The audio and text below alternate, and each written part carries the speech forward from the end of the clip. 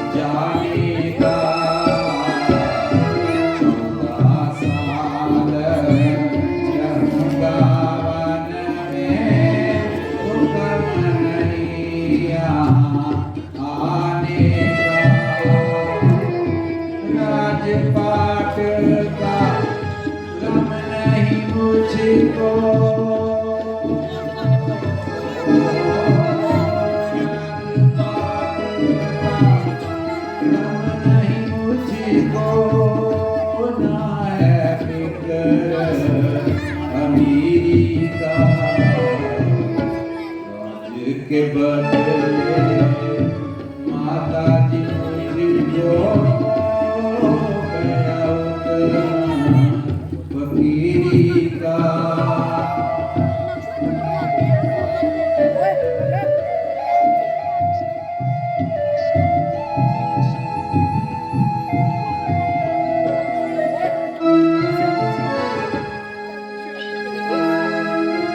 बैठी थी मैं खुशी में मेरा इन बातों का ध्यान नहीं, सुनकर तेरी बातें लाल रही बदन जान नहीं। बैठी थी मैं खुशी में देखा इन बातों का ध्यान नहीं। तूने प्यारी बन की कर ली, तूने प्यारी बन की कर ली, कौशल्या की खैर नहीं। त्याग तुम अभी रहूंगी जिंदा तेरे बगैर नहीं। भाभी बेटा तू ही बेटा, भाभी बेटा तू ही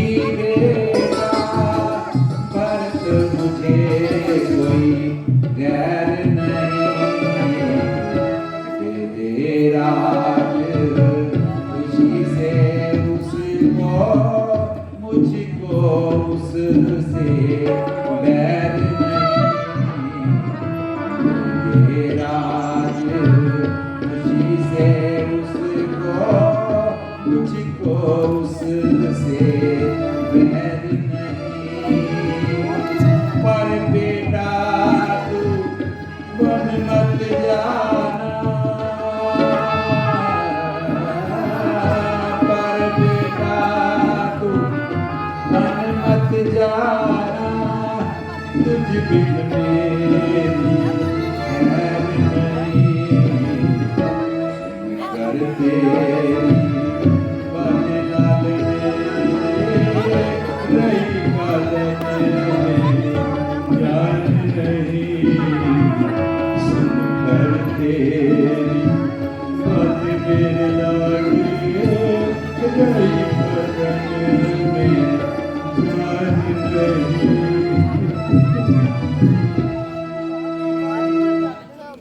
माता जी, रानियों को रोना शोभा दे देगा। यह तो तुम अच्छी तरह जानते हो कि संतान पर पिता की अपेक्षा माता का अधिक हक होता है। बेशक माता जी, इसमें क्या शक? तो तुम्हारे पिताजी की अपेक्षा मेरा अधिकार तुम पे अधिक हुआ, जी माता जी। तो मेरा हुक्म है कि तुम वन बच जाओ, बच जाओ। माता जी, ऐसा कदापि नहीं हो सकता। पिताजी हम दोनों के पूज्य हैं, उनकी आज्ञा के विरुद्ध चलना धर्म के विरुद्ध चलना है। इसलिए आप ऐसी बातें खर्च न करें और मुझे शीघ्र जाने की अनुमति दें।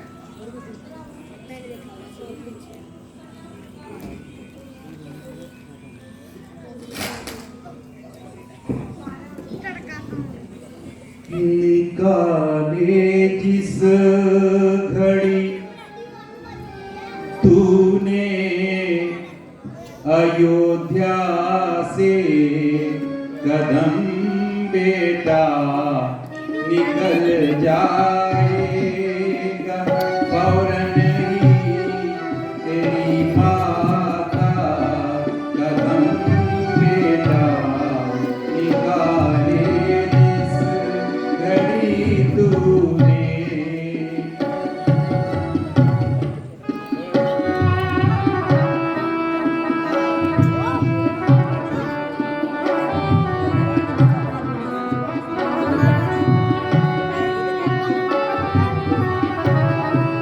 भला किसके सहारे जिंदगी के दिन गुजारूंगी, भला किसके सहारे जिंदगी के दिन गुजारूंगी, मैं बर्बाद कर मुझको तुझे मेरी कसम, बेटा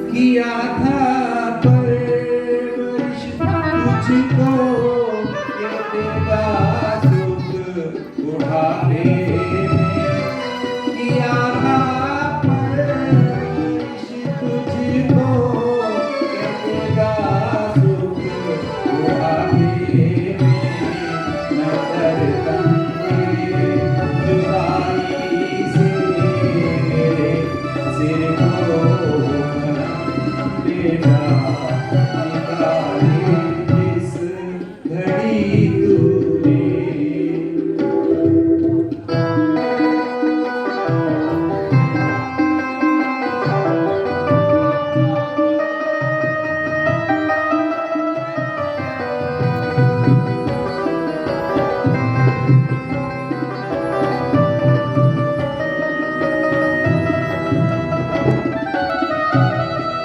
जुदाई आपकी मुझको अगरचे सख्त मुश्किल है, जुदाई आपकी मुझको अगरचे सख्त मुश्किल है मगर मजबूर करता है मुझे तेरा धर्म माता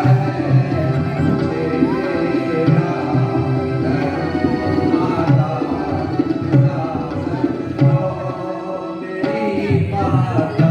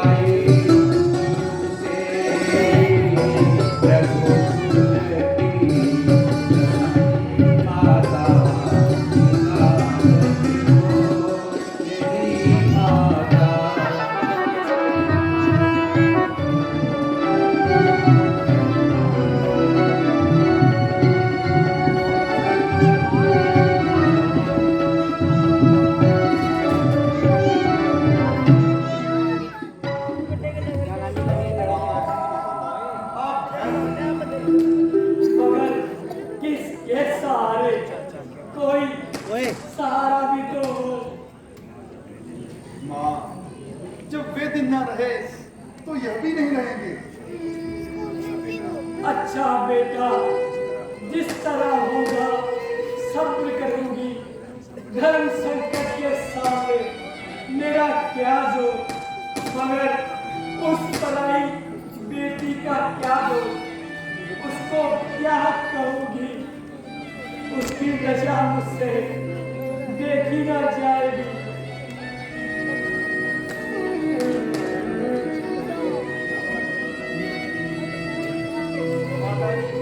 क्या बात है?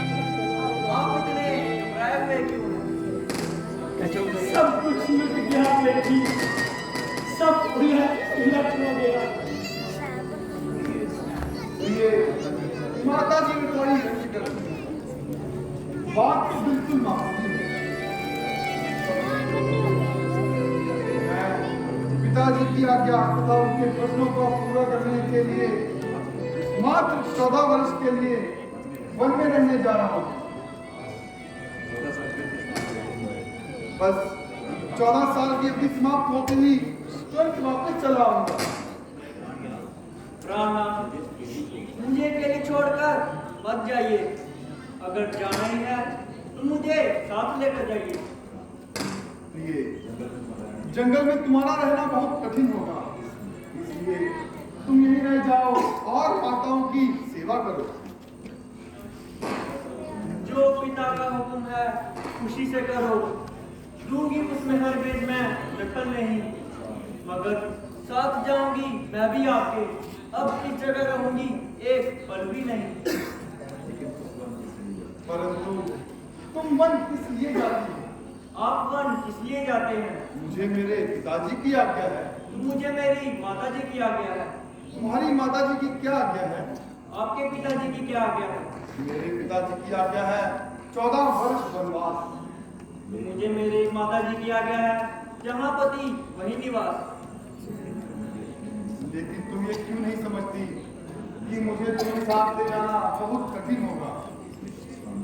स्वामी, यदि आपको विश्वास है कि 14 बरस बाद मुझे आप यहाँ पर जीत ही पाएंगे तो अवश्य यहाँ छोड़ जाइए।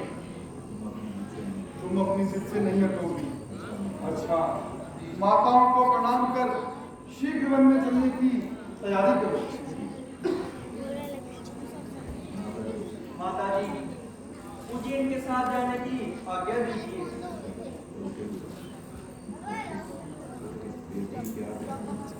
बेटी, क्या करूं? रोते रोते आंखों का पानी खत्म हो गया और आए भरते भरते सीना भस्म हो गया।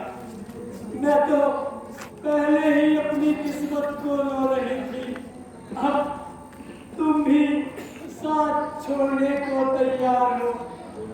हाय, तुम दोनों मेरी सूरत से बेजार हो गए। आप दोनों के बिना मैं तो यहाँ रहना भी नहीं चाहती, मगर तुम्हें रामचंद्र से जुदा भी नहीं कर सकती। अच्छा बेटी, किसी पर क्या गिला है, अपने ही कर्मों का फल मिला है। यूं बुढ़ापे में बर्बाद होना था और तमाम उम्र अपनी किस्मत को रोना था। क्या कहूँ बेटी, हर घर खास से तुम खो चले। पहले एक को रो रही थी, अब दो खो चले। अब तक तूने जिक्र किया और अपने आप को जगत किया कि तुम माता जी की ये हालत देखकर सीना चाक हो गया और कलेजा चलकर राख हो गया। लक्ष्मण के होते हुए माता जी का ये आहार मुझ पर लाखों लानत और धिक्कार। माता जी, आंखें खोलिए माता जी, आपका लक्ष्मण आपके चरणों में निसार है। अगर आपने आंखें नहीं खोली तो लक्ष्मण आपसे पहले मरने के लिए तैयार है। नहीं बेटा, मैं ठीक हूं। लक्ष्मण, जरा होश करो। इस प्रकार की उत्तेजना का क्या कारण है? अजीब बात है, जब श्री रामचंद्र इस राज्य के पूर्ण रूप से हकदार हैं, तो इस पर और किसी का क्या अधिकार है? जिसमें ताकत है वो सामने आए और खुशी से शस्त्र उठाए। जब तक दम में दम है, किसी की दान न बदलने दूंगा और ऐसी बेईमानी और चालाकी कदापि नहीं होने दूंगा। प्यारे लक्ष्मण, मुझे सख्त अफसोस है कि तुम्हारे दिल में इस कदर जोश है। जरा सोचो, किसको हाथ दिखाओगे? बिना सोचे समझे मुख से वचन निकालते हो और बताइए अपने आप को पापों में डालते हो। तमाम कुल का नाश हो रहा है और मेरा कलेजा चलकर पास पास हो रहा है। उधर पिताजी की हालत बद से बदतर होती जा रही है और इधर माता जी अपनी जान खो रही हैं और आपको पता नहीं कौन सा चाव कर रहा है। उल्टा मुझे ही कह रहे हैं कि मेरा गुस्सा बेकायदा बढ़ रहा है। अगर यही बात है तो ठीक है, जब तक राज्य का मजा एक एक न चखा दिया तो सुमित्रा का एक बार नहीं लाखों बार बदनाम है। लक्ष्मण, जरा गुस्से को कम करो और ये वक्त गुस्सा करने का नहीं, बल्कि कर्तव्य की तरफ ध्यान करने का। जो कुछ हो रहा है यह पूर्व निश्चित तथा हमारे ही कर्मों का फल है। मेरी आज्ञा है कि तुम ऐसा कोई कदम नहीं उठाओगे जिससे कुल की हानि हो। अच्छी बात है, तो फिर मैं भी आपके साथ जाऊंगा और अयोध्या में एक पल नहीं रहूंगा। लक्ष्मण, अगर तुम भी जाओगे तो भरत का क्या होगा? लक्ष्मण के आगे ऐसे प्रश्न व्यर्थ हैं। लक्ष्मण, तुम जिद करते हो। कसम खाई है मैंने आपके साथ जाने की, रोक सकती नहीं मुझे ताकत जमाने की। शाबाश बेटा, आज तूने मेरे दूध का कर्ज उतार दिया। मेरे कुलभूषण, यज्ञ तेरे वियोग में महापाप है, परंतु इस व्यवस्था में भी मैं संतुष्ट हूँ। अगर कभी आवश्यकता पड़े तो अपनी जान पर खेल जाना, परंतु अपने भाई की सेवा में जी ना चुराना। जो आ गया माता जी। उचित तो यही था कि तुम यहीं रह जाते और राज्य कार्य में भरत का हाथ बटाते। अस्तु, अगर चलने का ही इरादा है तो देर करना बेफायदा। माताओं को प्रणाम कर शीघ्र वन की तरफ प्रस्थान करो।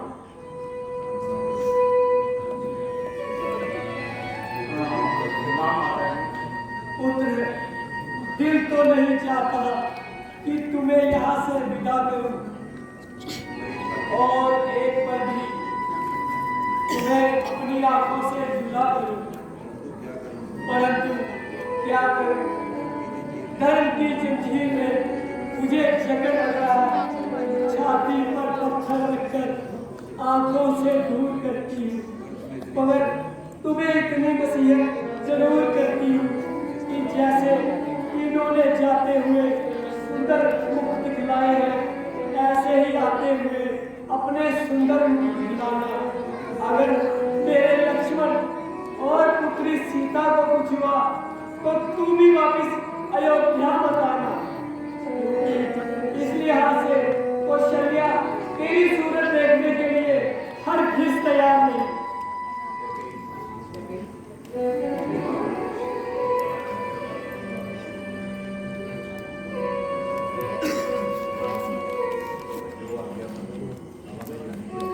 माता जी अब उन्हें जाने के लिए आज्ञा दीजिए।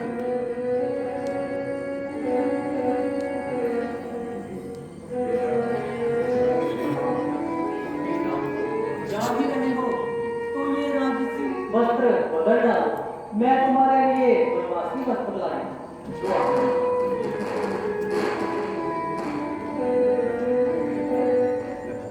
लो बेटा, तुम भी लो।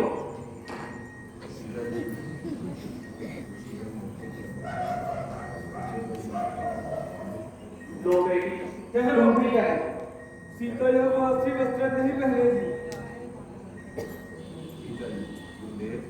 गुरुदेव, अगर स्वामी वनवासी होने जा रहे हैं तो मैं क्यों नहीं? बेटी, कम से कम यह इच्छा तो हमारी पूरी कर दो। जिद करके अगर तुम वन जा ही रही हो तो यह वनवासी वस्त्र मत त्यागो। मत जाकर जो चाहे पहन लेना। आज हम ये सब कुछ नहीं देख पाएंगे।